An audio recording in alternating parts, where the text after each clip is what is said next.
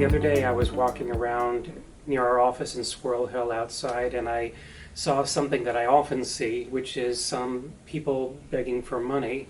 And it kind of struck me about the situations that people are in where they find themselves, sitting in a public place or standing in a public place asking people for money.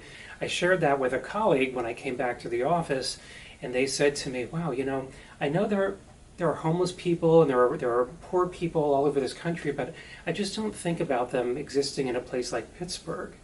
And I thought, wow, that's really interesting. Like, why would we expect our community to be so different from other communities that we wouldn't have the same kind of poverty problems here that exist everywhere else in the country? That's especially true in Squirrel Hill, which is the neighborhood where our office is located. When we were starting the food pantry, people said, a food pantry in Squirrel Hill? Are you kidding? Squirrel Hill doesn't have any poor people. There's no need for a food pantry in a community like that. Obviously, it's not true, and we know that because our food pantry is one of the most active food pantries in all of Allegheny County. The truth is, actually, about 30% of families who live in Squirrel Hill are living under the poverty line.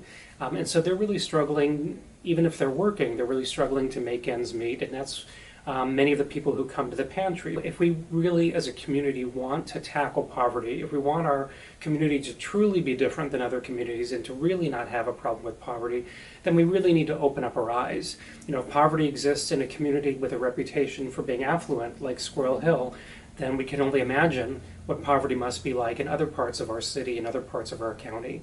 I think the most important thing for people who want to get involved in anti-poverty efforts is really to first become familiar with what poverty is like. At the food pantry, there are a lot of opportunities to volunteer. We also, of course, always welcome donations because the work that we do does require money. And advocacy is also really important. There are some critical safety net programs happening across our country that are at risk of being cut. So if people can contact their local congresspeople and speak out and let them know how important these programs are for our community, that would also be incredibly helpful.